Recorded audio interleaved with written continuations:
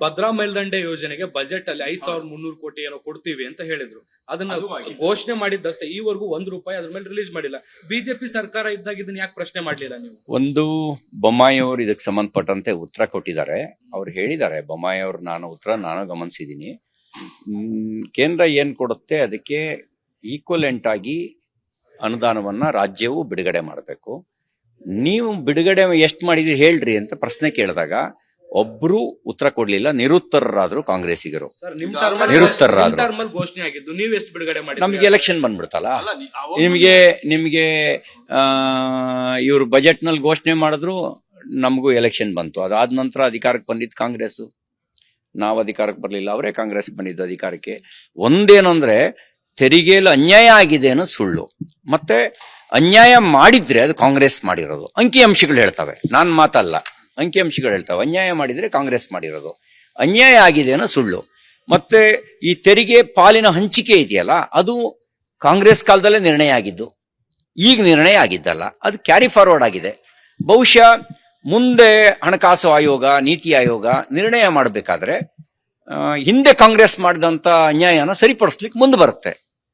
ಇವ್ರು ಯಾವಾಗ ಅಡ್ವೊಕೇಟ್ ಮಾಡಬೇಕಿತ್ತು, ಯಾವಾಗ ತನ್ನ ವಿರೋಧವನ್ನು ದಾಖಲಿಸಬೇಕಾಗಿತ್ತು, ಆವಾಗ ದಾಖಲಿಸ್ಲಿಲ್ಲ. ಯಾಕೆ ದಾಖಲಿಸ್ಲಿಲ್ಲ ಅಂದ್ರೆ ಇವರಿಗೆ ಈಗ ಹೇಳ್ತಾರಲ್ಲ, ದಮ್ಮೇ ಇಲ್ಲ, ಗಂಡಸ್ತನನೇ ಇಲ್ಲ ಅಂತಾರಲ್ಲ. ಅವಾಗೆಲ್ಲ ಏನಾಗಿತ್ತು? ಇವ್ರು ಹೇಳ್ತಾರೆ, ನಮ್ಮ ಮೇಲೆ ಆರೋಪ ಮಾಡ್ತಾರಲ್ಲ, ದಮ್ಮೇ ಇಲ್ಲ. ದಮ್ಮೇನಾಗಿತ್ತು? ಈಗ ಯಾರು ಇಂಜೆಕ್ಷನ್ ಕೊಟ್ಟಿದಾರಾ? ಇಂಜೆಕ್ಷನ್ ಕೊಟ್ಟ ಮೇಲೆ ದಮ್ ಬಂತ? ಅಥವಾ ಎಲೆಕ್ಷನ್ ಬಂದು ಅಂತ ದಮ್ ಬಂತ? ಎಲೆಕ್ಷನ್ ಬಂದಾಗ ಗಣಗಸ್ತಿ ಕುಣಿತಾರಲ್ಲ, ಹಂಗೆ ನಿಮಗೆ ಬೇರೆ ಬೇರೆ ಮೈ ಮೇಲೆ ಬರಕ್ ಶುರು ಆಗಿದಾವ? ಭದ್ರಾ ಮೇಲ್ದಂಡೆ ಯೋಜನೆಗೆ ಬಜೆಟ್ ಅಲ್ಲಿ 5300 ಕೋಟಿ ಏನೋ ಕೊಡ್ತೀವಿ ಅಂತ ಹೇಳಿದ್ರು. ಅದನ್ನ ಘೋಷಣೆ ಮಾಡಿದ್ದಷ್ಟೇ, ಈವರೆಗೂ ₹1 ಅದ್ರ ಮೇಲೆ ರಿಲೀಸ್ ಮಾಡಿಲ್ಲ. ಬಿಜೆಪಿ ಸರ್ಕಾರ ಇದ್ದಾಗ ಇದನ್ನ ಯಾಕೆ ಪ್ರಶ್ನೆ ಮಾಡ್ಲಿಲ್ಲ ನೀವು? ಒಂದು ಬೊಮ್ಮಾಯಿ ಅವರು ಇದಕ್ಕೆ ಸಂಬಂಧಪಟ್ಟಂತೆ ಉತ್ತರ ಕೊಟ್ಟಿದ್ದಾರೆ. ಅವ್ರು ಹೇಳಿದ್ದಾರೆ, ಬೊಮ್ಮಾಯಿ ಅವರು ನಾನು ಗಮನಿಸಿದ್ದೀನಿ. ಕೇಂದ್ರ ಏನ್ ಕೊಡುತ್ತೆ ಅದಕ್ಕೆ ಈಕ್ವಲೆಂಟ್ ಆಗಿ ಅನುದಾನವನ್ನ ರಾಜ್ಯವು ಬಿಡುಗಡೆ ಮಾಡಬೇಕು. ನೀವು ಬಿಡುಗಡೆ ಎಷ್ಟು ಮಾಡಿದ್ರಿ ಹೇಳ್ರಿ ಅಂತ ಪ್ರಶ್ನೆ ಕೇಳಿದಾಗ ಒಬ್ರು ಉತ್ತರ ಕೊಡ್ಲಿಲ್ಲ. ನಿರುತ್ತರರಾದ್ರು ಕಾಂಗ್ರೆಸ್ಸಿಗರು, ನಿರುತ್ತರರಾದ್ರು. ಘೋಷಣೆ ಆಗಿದ್ದು ನೀವು ಎಷ್ಟು ಬಿಡುಗಡೆ ಮಾಡಿ? ನಮ್ಗೆ ಎಲೆಕ್ಷನ್ ಬಂದ್ಬಿಡ್ತಲ್ಲ. ನಿಮ್ಗೆ ಇವ್ರು ಬಜೆಟ್ ನಲ್ಲಿ ಘೋಷಣೆ ಮಾಡಿದ್ರು, ನಮಗೂ ಎಲೆಕ್ಷನ್ ಬಂತು. ಅದಾದ ನಂತರ ಅಧಿಕಾರಕ್ಕೆ ಬಂದಿದ್ದು ಕಾಂಗ್ರೆಸ್. ನಾವು ಅಧಿಕಾರಕ್ಕೆ ಬರ್ಲಿಲ್ಲ, ಅವರೇ ಕಾಂಗ್ರೆಸ್ ಬಂದಿದ್ದು ಅಧಿಕಾರಕ್ಕೆ. ಒಂದೇನಂದ್ರೆ ತೆರಿಗೆಯಲ್ಲಿ ಅನ್ಯಾಯ ಆಗಿದೆ ಅನ್ನೋ ಸುಳ್ಳು. ಮತ್ತೆ ಅನ್ಯಾಯ ಮಾಡಿದ್ರೆ ಅದು ಕಾಂಗ್ರೆಸ್ ಮಾಡಿರೋದು. ಅಂಕಿಅಂಶಗಳು ಹೇಳ್ತವೆ, ನಾನ್ ಮಾತಲ್ಲ, ಅಂಕಿಅಂಶಗಳು ಹೇಳ್ತವೆ. ಅನ್ಯಾಯ ಮಾಡಿದ್ರೆ ಕಾಂಗ್ರೆಸ್ ಮಾಡಿರೋದು, ಅನ್ಯಾಯ ಆಗಿದೆ ಅನ್ನೋ ಸುಳ್ಳು. ಮತ್ತೆ ಈ ತೆರಿಗೆ ಪಾಲಿನ ಹಂಚಿಕೆ ಇದೆಯಲ್ಲ, ಅದು ಕಾಂಗ್ರೆಸ್ ಕಾಲದಲ್ಲೇ ನಿರ್ಣಯ ಆಗಿದ್ದು, ಈಗ ನಿರ್ಣಯ ಆಗಿದ್ದಲ್ಲ. ಅದು ಕ್ಯಾರಿ ಫಾರ್ವರ್ಡ್ ಆಗಿದೆ. ಬಹುಶಃ ಮುಂದೆ ಹಣಕಾಸು ಆಯೋಗ, ನೀತಿ ಆಯೋಗ ನಿರ್ಣಯ ಮಾಡಬೇಕಾದ್ರೆ ಹಿಂದೆ ಕಾಂಗ್ರೆಸ್ ಮಾಡಿದಂತ ಅನ್ಯಾಯನ ಸರಿಪಡಿಸ್ಲಿಕ್ಕೆ ಮುಂದೆ ಬರುತ್ತೆ.